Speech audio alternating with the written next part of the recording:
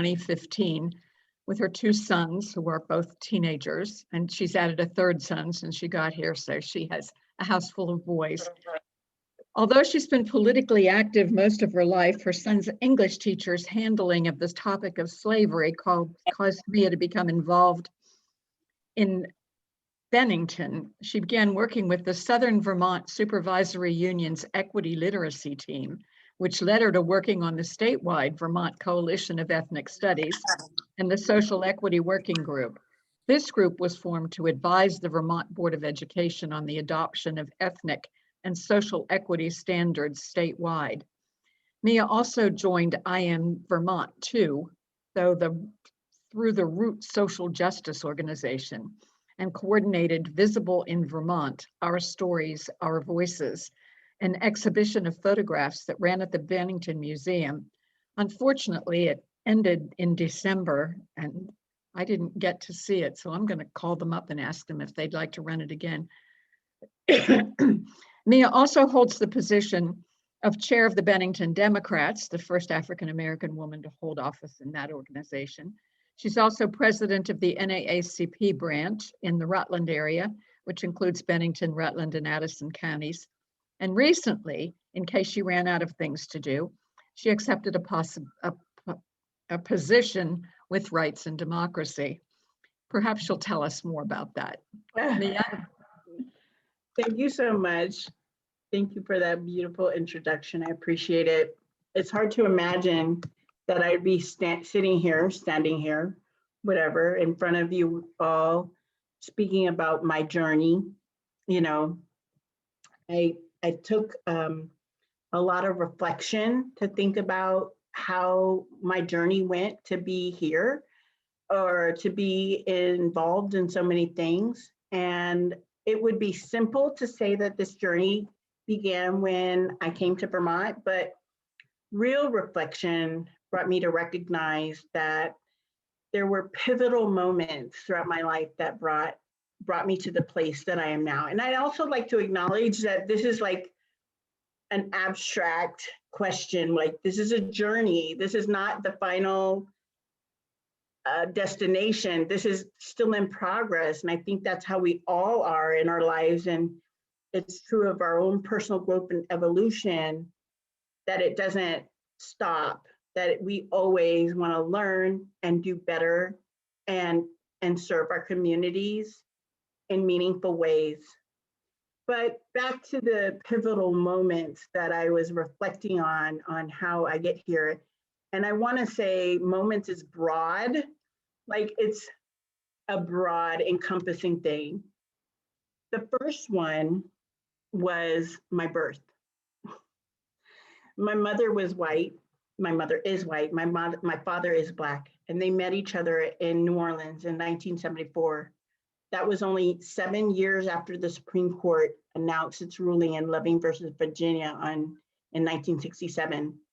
That was that unanimous decision from the Supreme Court that found that Virginia's interracial law was violated by the 14th Amendment to the Constitution.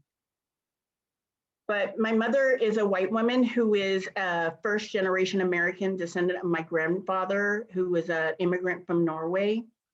And my father, a Black man, a descendant of slaves whose family fled the South to the North during Jim Crow as part of the Great Migration to the North under life and death circumstances. Neither of my families was accepting of my existence. That is to say that neither my Black family nor my white family approved of not only the relationship between my father and mother, they did not approve of me as a human being.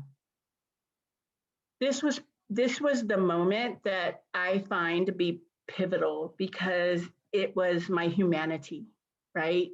And even though I didn't know that this was a pivotal moment, the fact that my entire existence was met with disapproval from the very people who call themselves my blood or who are my blood really transformed who I am. The second pivotal moment was, and I would, and again, not saying moment, but time of my life was my adolescence. Growing up with a white mother in a white neighborhood in white schools was challenging. I would say though that I did grow up in Arizona, where there were a lot of Mexicans, and my cultural space was also very influenced by Mexican culture. But nevertheless, as a brown child in predominantly white spaces, I was not really provided with a strong sense of identity or worth. When I was an adolescent, I was not aware of what microaggressions were, or really racism. I understand that everyone in this room already knows about microaggressions, because I think Lynn Maza might have given you all a speech about that last month. So I'm glad I don't have to go over about what those mean and what they are. Let's see. So I just wanted to, that was those accumulations of microaggressions and racial trauma really transformed how I thought of myself and what I thought of myself. I could feel it, it's like a feeling of diminishment, a feeling of less than, of inferiority. The other thing that I was lacking was representation. There were not people in my life that looked like me, that succeeded, that looked like me, not on television, not in my history books, not in school. And it wasn't until later in life that I saw anybody that looked like me. And by that, I mean just even an interracial child. But when you're a child, you can't really identify some of these things. As an adult, I can identify it now. But as a child, they were just feelings. Instinctually, I did everything in my power to find my identity. And that meant seeking out faith, in which I was admonished a lot in white spaces. It also meant seeking out my history, especially the history on my father's side and how it related to the absence of my father. I became immersed in the history and the progress of Black people in history, and not just slavery, not just civil rights, but all American history that had been lost by our white supremacy culture, in which denied even the existence that Black and brown people made contributions to our history and our society. I started a Black culture club in my high school, and before that, I was part of a movement to implement a Martin Luther King Jr. holiday, which was in Arizona a very big deal at the time. We were the only state in the nation who had not had Martin Luther King Jr. holiday. In fact, it did not pass a ballot measure and had to go back up for election. So I was making calls at 13, urging people to vote for something I couldn't even vote for myself. This was a process to search for my identity, and it also included immersion with Black families that I knew.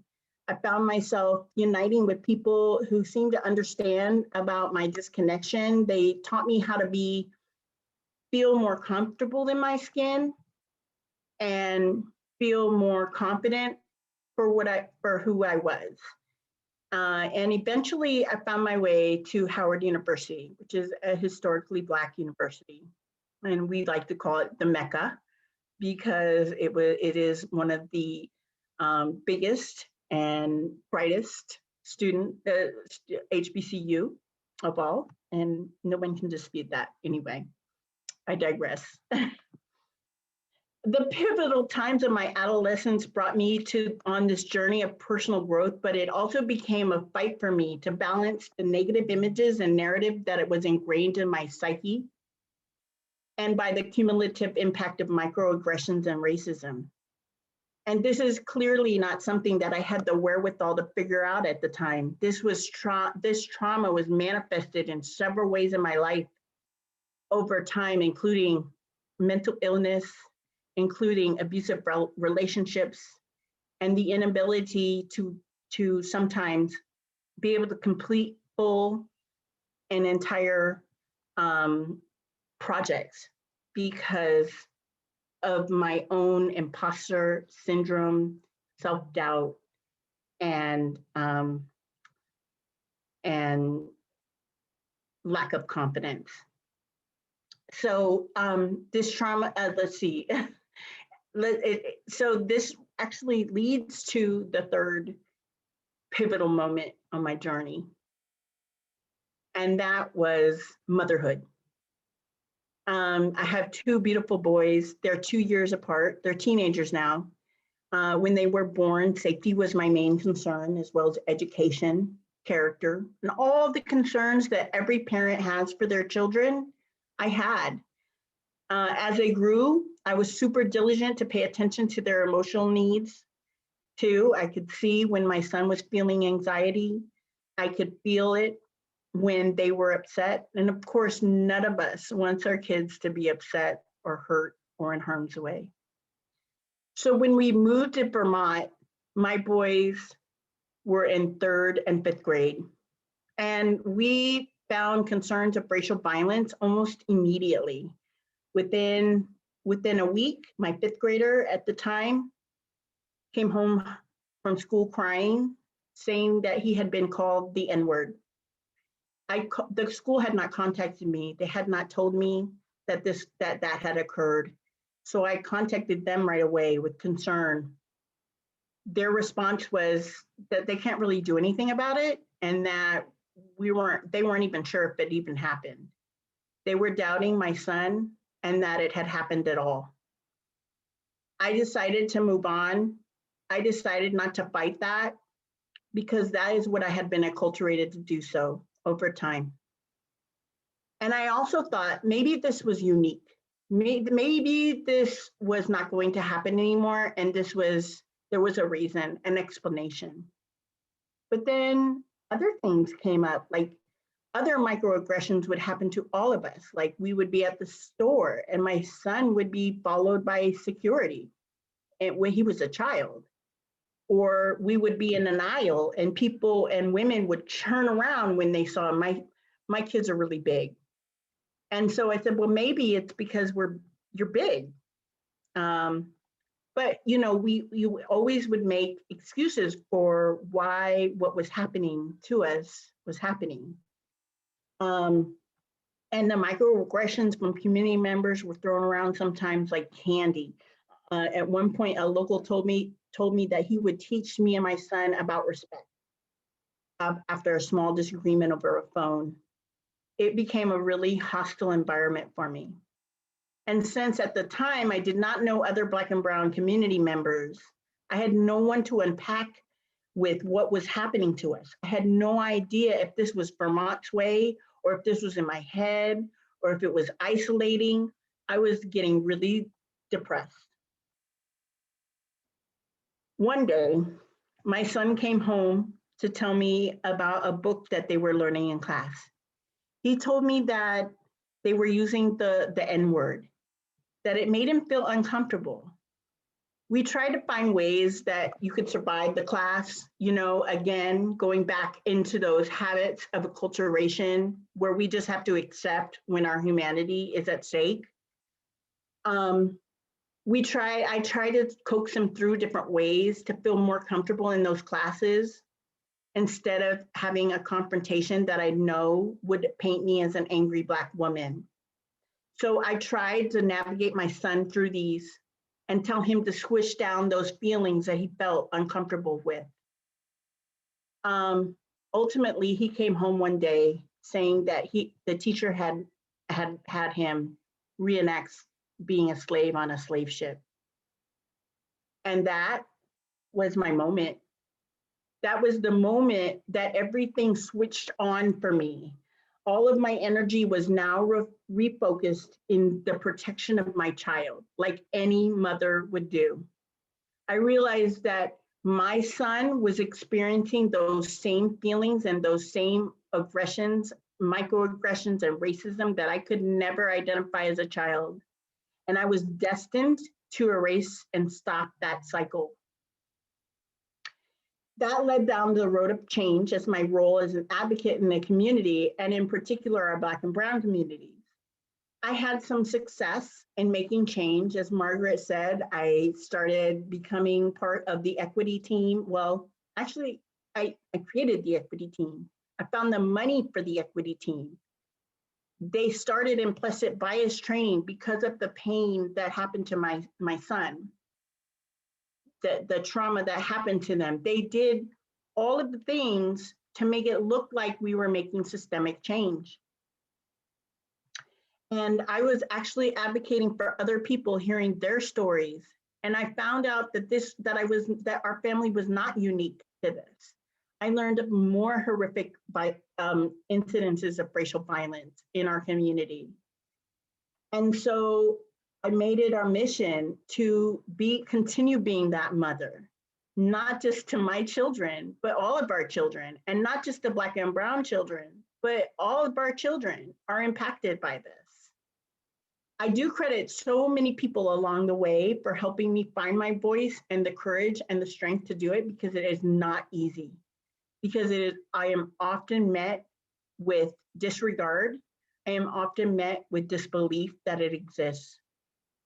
And I've been able to network with a lot of advocates throughout the state of Vermont, and to find ways that we can make direct impact on structural racism on all levels, whether it's our police, our schools, our healthcare systems. And thus, that is what really led me to be elected as the NAACP president for our area. Tabitha Moore had experienced racial trauma in her own life and decided not to seek re-election. And I was honored that it was that she tapped to fill her shoes. Really, as I said, this is all about the mother in me that was activated for the whole community. And I just found that to be more empowering, to empower others to find their voices. I found that it was a cultural norm in Bennington to not express your needs and not to advocate for yourself. I found that to be, at least in the communities of marginalized communities, a thing that was really difficult to do and met with a lot of obstruction. So when we talk about our own families and dysfunction and the continuation of dysfunctional cycles through our families, and how do we break those cycles, we all can kind of like relate to that, right? We all have something in our family that keeps occurring over and over in time, and we make concerted efforts to stop those cycles. And that's what I feel like I'm doing, is making a concerted effort to stop this cycle of systemic racism. I really feel that with all my heart, that as a nation, we have to evaluate that, to stop the cycles that lay within our systems, to break them, to break the cycle of bias, racism, and hate that's deeply embedded within it. This involves reconciliation, reparations, repairs, and really, really, really difficult conversations. You know, difficult conversations is a term that a lot of people use, but I really mean it. Like, it's uncomfortable. It feels like an attack sometimes when a person of color confronts a white person to tell them what they have done to hurt them. But it doesn't mean that you're a bad person. It doesn't mean that because you made a mistake that you're a bad person. It just means that you've made a mistake, and we're telling you how it made us feel. And that can feel uncomfortable to people. But change is always uncomfortable.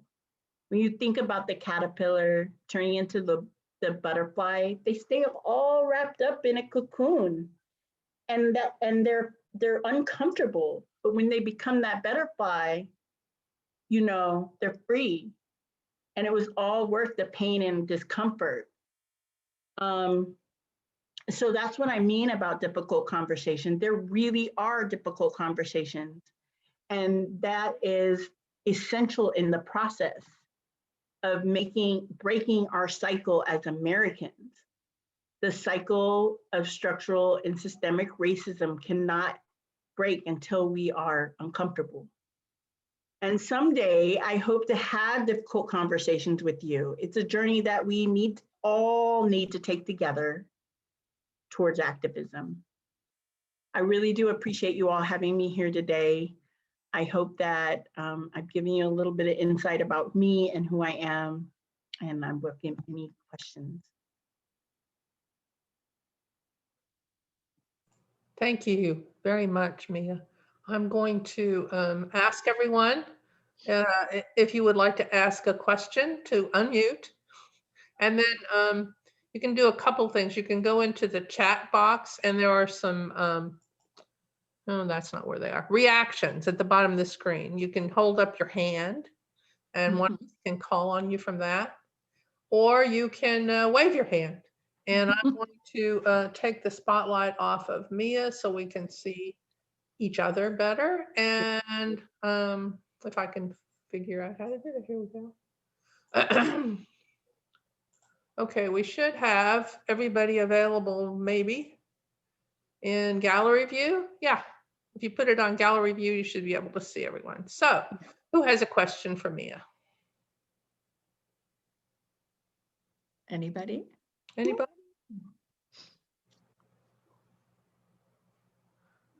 Wendy. Well, mine's more of a comment. I just want to thank you for coming to speak to us. Thank you for all that you're doing, you know, uncomfortable conversations. I would love to take part in that. I'm trying to learn more about white privilege and trying not to trip over it, which I have done. And now I'm aware of it now. And so I look forward to those conversations, and thank you. Beautiful, thank you. Anyone else? Well, I was going to say thank you also, Mia, because it's hard to describe all of the stages that you've gone through. And it's hard to hear that. And it's hard to think that that goes on in our schools. I mean, this is seems like such a nice little town, and I had no idea that that kind of thing went on in the schools. My children didn't go to school here. They went to school mostly in California, which had, you know, a whole variety of people. And anyway, thank you very much for sharing that with us. It certainly will help me to be paying attention. But I'm with Wendy. I could certainly stand the conversation too. That would be a whole nother day, a whole nother conversation day. And I think that's a back and forth, but I appreciate that, Margaret. And I just want to say, we do live in a sweet little, quaint little town. We do. And it's still sweet and quaint. It can still be that way and still be racist. And still Yes. Because that's USA. That's built in our systems, Right. for sure. Probably fairly universally USA. Yes. Judy. Judy? Just unmuting myself. Oh. Sorry. Mia, I'd like to ask you how your sons are progressing and what they think of what's going on. Are they grateful? Are they kind of embarrassed? Are they happy that things are things changing in their lives? Thank you, Judy, for that question. You know, well, they're teenagers now, so there's like nothing that they're happy about, like at all, like, right? But especially mama making noise. But I do know that, and my oldest did just tell me this today, that he is proud of me and that he's proud of us and that we are making change. So that was big. Like I should have got that on recording. I know, right? But he did say that. The thing is actually, I'm actually in battling school again. Well, I wouldn't call it a battle. I'm just enlightening the school of some more curricular violence that came up in terms of immigrants and immigration. And so that's another thing that came up, like, you know, because I can smell it out when something looks fishy, and it was fishy. And so here we are again. And so I had to have a conversation with my son on whether or not I can talk about this publicly and whether or not I can pursue it, because it does affect him. He's like, Mom, it took me so long to get people to like me here, you know? And I'm like, oh, well, I won't say your name. But at the end of the day, he knows these are the conversations that are needed in our home. I will also say that one of my sons is queer, and I have another son here who is on the spectrum. And so I have my mommy eyes and ears and always on alert, because we have every representation in this house, and I need to make sure that my kids are safe. So they are all comfortable, and I will, you know, that's because mommy looks out. So thank you, Judy. I hope that answered your question. It does. I also had another question, Maya, and that's about the three women that preceded you in various positions, Kaya Morris, Tabitha Moore, and the other person who was on a town committee or a select board, I think, all of whom were exposed to a lot of harassment, not to say violence, and threats. And I'm wondering how you're concerned about this. I'm sure you are. And what can we do? And what can you do to be able to do your job without that kind of violence? Right. Yeah, it is absolutely my concern. I have some cameras in around my house now. I have good neighbors. They happen to be here. I'm sure they're looking out, right? You know, yeah, it's something I struggle with all the time. I do a lot of things that are behind the scenes that a lot of people don't know, because I don't want to get the spotlight on me. So a lot of conversations and changes that I make are behind the scenes, you know, in meetings and things like that. We have a lot of things happening in this town that I will say I contributed to their change, but I wouldn't say it out there in order to keep myself safe. And I don't really know, other than, you know, really evaluating our systems. And, you know, at the end of the day, we have a police department that's supposed to protect us. And I can't say that Kaya Morris got the protection that she needed or deserved from our police department. No. And I can say the same thing for Tabitha Moore up in Rutland, and Lisa up in Rutland, Lisa Ryan in Rutland, and that there will always be people who threaten our safety, right? Not just Black and brown people, but all of our safety, right? And most of you know that you can pick up the phone to call the police, and that you will have safety in that. And I don't have that safety with the police. I would like to get to the point where we have community safety, and what that looks like, I don't know. And what that means is it might mean to reevaluate how our police work. Because I know that it's not set up to protect us all at this point. I know that from personal experience. So you know, I always go back to the police when you want to talk about safety, and that would be just pressing them to make sure that everybody is included when you talk about safety. Mhm. And that's about as militant as I'll get tonight, because I can get a little bit militant. May I have one more question? Sure, Judy. I watched Oprah Winfrey in her interview with Harry and Megan. Meghan. Did you watch it? I couldn't watch it through. It was very painful. I read it, and it was painful on a personal level, right? Yeah. Yes, I would think it would be very difficult for you to watch that. That was, I read the article. For all of us, I think. Yeah, I read the article. I couldn't watch the interview, so that's how it was difficult. Mhm. yes. So She certainly shone a spotlight on yeah, your family and their own racism. Mhm. on the Well, Roy it was- part, Julie. It was difficult, but it was also, you know, her courage, Mhm. you know, and not only with the racism, but also about mood disorder and suicide. I thought it was fascinating. You know, you talk about uncomfortable conversations, but where somebody is really bringing it.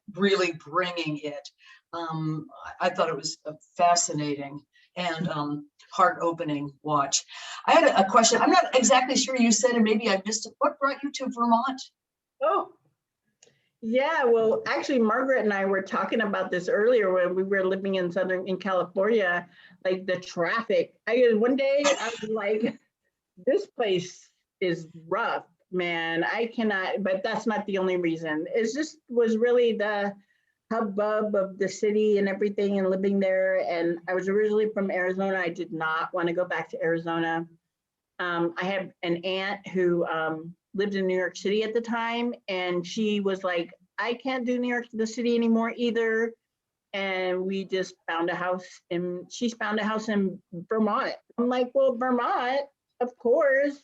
That's where Bernie and Ben and Jerry's, like, who wouldn't want to live in Vermont? So it was just kind of like, yeah, why not? I'm just a weirdo like that, I guess. I was just like, let's pack up the car and go, kids. I don't know where else we're gonna go. Well, that leads me to if I can just say a little bit longer. A lot of us have moved from somewhere else to Vermont. Me, I moved from the San Francisco Bay Area. Okay. And I think this isn't really a question. It kind of is a non-question for all of you, including Mia. But I'm almost afraid in these days of white fragility that anything you ask, even if you're trying to be honest, will sound microaggressive, and I don't mean it to. But when I lived in the Bay Area, I was surrounded by people of color and people of lots of different kinds of people. And when I go back there and I get on a BART train or wherever I go, you know, and friends that I had back there, it was just so different from here. And I moved here kind of on a wing and a prayer the way that you did. But, you know, Brian Stevenson talks about if you want to get involved in an issue, you know, you have to be proximal to it. And I feel like if theoretically our issue was, you know, to become anti-racist, to deal with it, to grapple with it, how do we become proximal when pretty much everybody, you know, that I look at, I live in a cabin in the woods, you know, everybody I know is kind of like me, an old white woman. I don't even, you know, the friends that I have that are people of color are all people that I knew back in California. Here, nobody. And is that because I'm just not looking? And if I start looking, is that kind of creepy? Like, I wish I had some Black friends. Are you available? You know, I just don't, you know, I think that's kind of a quandary of living in Vermont. When I moved here from California, the two things that my friends would say is, oh, pretty cold back there in the winter, or pretty white there all the time. And it's, you know, I love it here. I'm not, you know, we have some native Vermonters here. And I think all of us love it for different reasons. But there's always that nagging feeling that, you know, you've kind of taken yourself out of the river and you're in some kind of eddy. and you want to swim, you want to grow, you want to be a part of the solution, but like you're handicapped by virtue of where you live. That's a comment. If anybody has a response, I'd be grateful to it, including a hand slapping, but I know that's not really a solution. No, I actually have a response. I have two of them. Number one, Vermont is not white on accident. It's not an accident, right? Because it's so incredibly uncomfortable for us, we leave. But it's not because of the winters. And not because of the winters, because because Black people like winter too. And brown people like winter too. And they like outdoor things, and they like arts, and they like all of the things that we like here. They just don't like feeling icky all of the time. So they leave. So in response to that, I would say, let's, first of all, can we survive without Black and brown people, Vermonter? We're not, like, it's getting older, right? And staying white. And how are we gonna sustain Vermont without Black and brown people? Soon, the cities won't even be sustainable anymore, right? With climate change and everything like that, people will be looking for new places to put their money and buy their houses. And that includes Black and brown people who have money, right? So we need to make it a space that is comfortable for them and not so icky, so they don't leave. And then we'll solve all those problems that you're talking about. I don't see any Black and brown people. That's because they don't stay. And that's because they haven't been given the welcome that they need. And I think we can all change that here. And I think it'll be better for us, not as just as human beings, to have more multicultural people around and different lenses and different things, but as an economy and how we thrive in the future, So that would be my comment. Back to you, Julie. That's an excellent response. Does anybody else want to weigh in on that? Some of you are in the same situation that I'm in. I thought you said it very well, Julie. Oh, thank you. This is Leah. I feel exactly the same way. I grew up in Chicago, where I never even thought about. We didn't have very many in the neighborhood. I grew up in Little Italy, and as most of you know, I'm very old. So this was the Depression, and when my husband accepted a job in Louisiana as a plastics engineer, and I went there with my 3 children, I was absolutely shocked. This was near Shreveport, Louisiana, in a long time ago, really a long time ago. And I couldn't believe the attitude. It was terrible. It was just, it was awful. And there was nothing I could do about it. So I had what you were asking for. There were plenty of Black people there, but they were ill-treated, and we were criticized for paying them too much for their help. Everything that we did, to help was like, that's not what we do here. So here I am at the end of my life in a place that is not like where I grew up, and not in the South where it was terrible. But I would love to have more people like you here, Mia. I don't know what we can do about it, though. I mean, can we put up a big welcome signs? That's what we ought to do. I love the way that you related it to the economy and the demographics. Am I misremembering this? That Rutland had an economic renewal plan to bring in Syrians and to host them, to bring refugee communities to renovate Rutland. And 10 families moved in, and that was before, the Muslim ban, stopped everything. Yeah. I don't know anything about that story. You probably do, but on his face, that seemed like, yeah, we need to be incentivizing people to come here. Mm-hmm. I know. I thought about it, looking at all the immigrants waiting at the Mexican border to come in. And I thought, why don't we just create a movement in Vermont to invite them up here? There's tons of room. There's a livable lifestyle.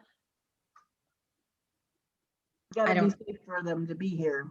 So when your Max Mishes go around and they target our people of color, your police department responds accordingly, right?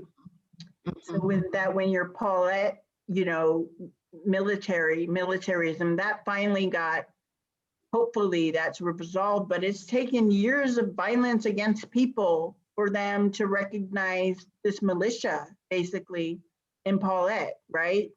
And so, and to that note, Julie, when you're talking about the Syrians who came in, I remember also, and it might have been a mayor, I don't know what it was. He was the one that pushed for that to happen. And when it happened, he did not win re-election because nobody liked that. You see what I'm saying? Yes. You see how that all connects. Like when you talk also about, for example, in Rutland, we can go back to Rutland, they have a mascot called the Raiders, right? And we have been the NAACP since last year, since the awakening after George Floyd, part of the raising of Black Lives Matter flags and pride flags all over the place also was to discuss the removal of the Raiders mascot. Raiders is a derogatory term for our indigenous people. And this is unceded territory. And that is a racist term. And when we educated people, people were too caught up in their Vermont ways and their, you know, pride, I would say, than to get rid of something that's racist and that harms other people, indigenous people, the original people that we took the land from, right? And so when we see all that pushback from our levels of government, right? What gives us any reason to that we would want to stay and contribute to the economy and give everybody their food? Because that's one thing I miss is Mexican food, like real Mexican food. I mean, people from other places, right? Real food. Ethiopian. All of it, right? We're missing out on whole populations of people because there are these elements that are supported by white supremacy dominant culture, right? That uplift their voices and say they're the ones with the final say.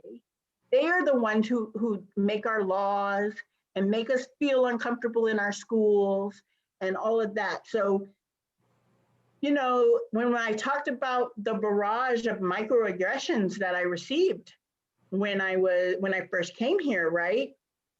Can you imagine? I'm a light-skinned woman, right? And I can sometimes, as a child, one of my microaggressions was, don't worry, Mia, you can pass for white, right? You can pass. You don't have to let people know. So there are times that people don't even recognize me as a woman of color. Maybe they think, oh, she's, you know, something, but we can't put it on. So I can't even imagine what kind of barrage of well, I can, because my kids have gone through it and my partner has gone through it, right? The barrage of comments and things. I have men who say they're just walking down the street and they get called the N-word by passing by cars, right?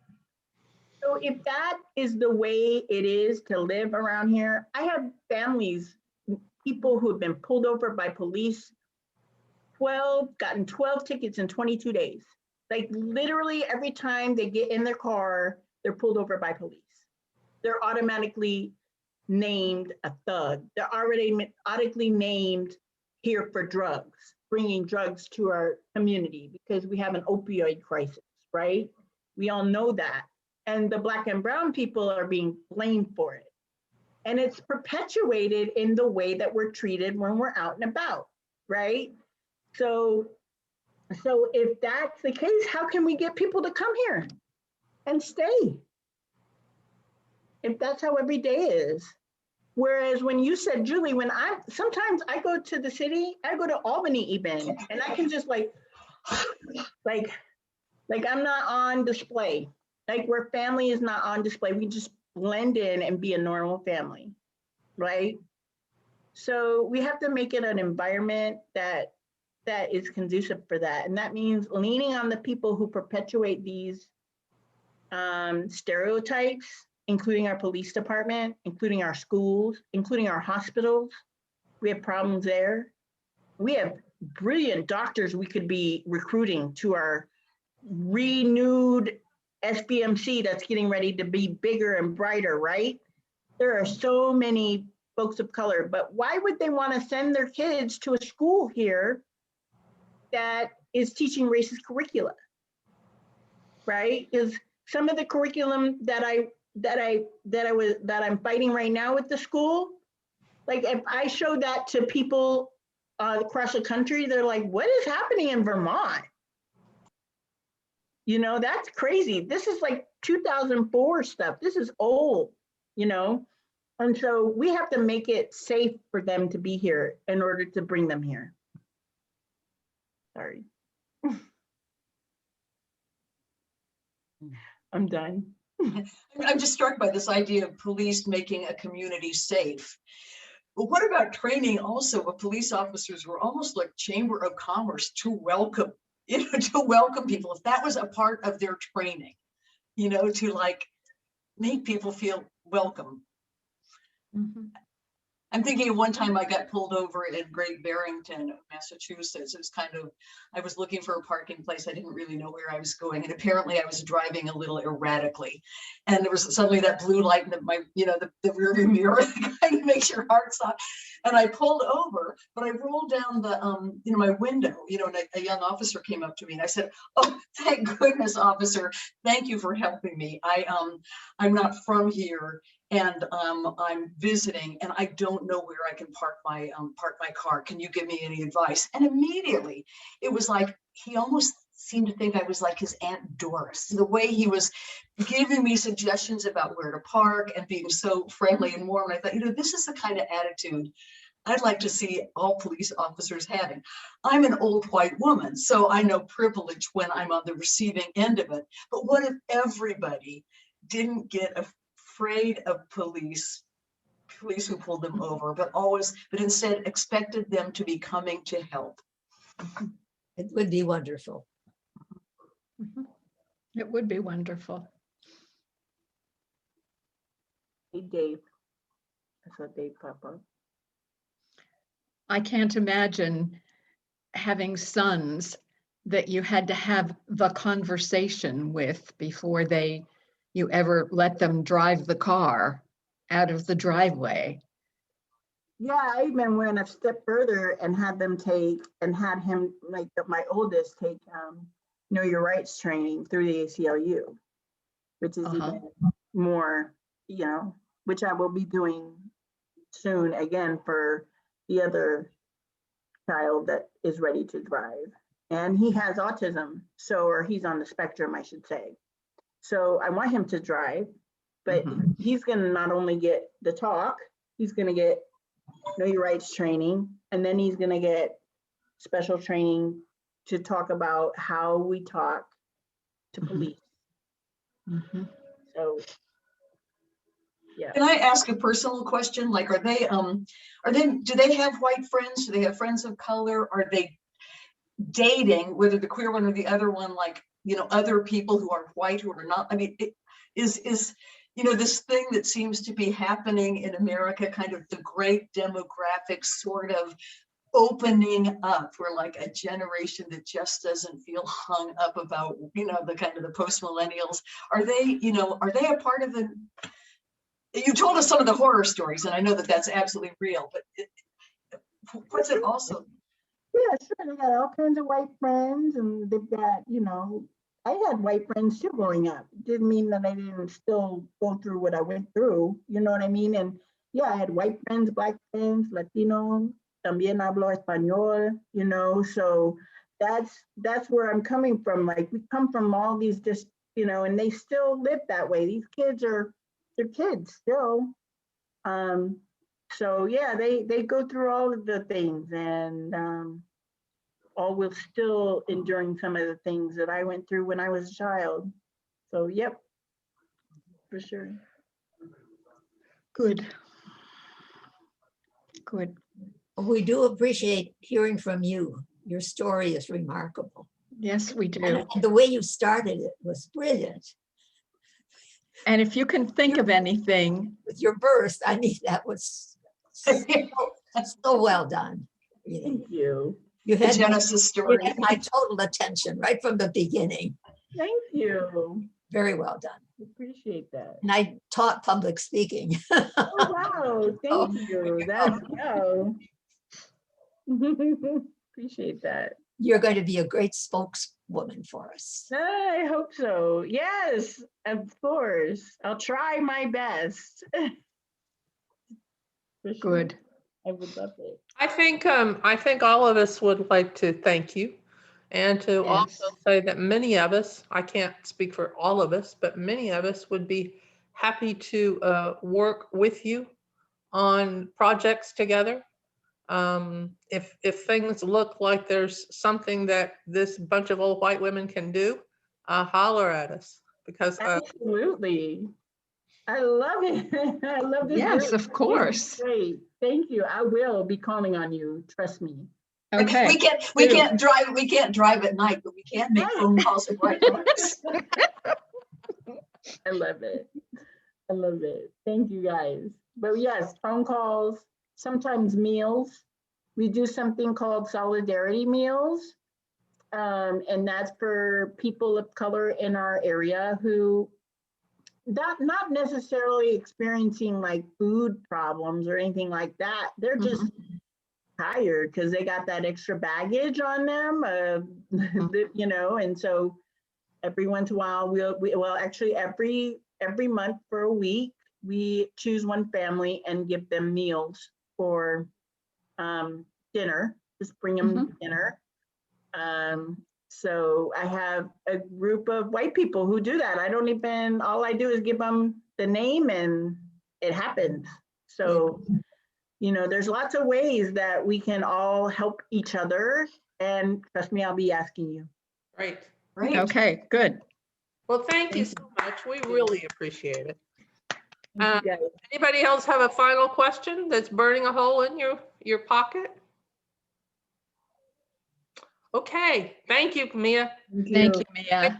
I appreciate you having me. I did get this recorded, by the way, so I will be having it available soon on YouTube. Good. I'll let you know so you can go watch yourself if you want. I don't ever do that, ever. Thank you. Bye. Bye-bye. Thank you all. Bye. Good night. Bye-bye.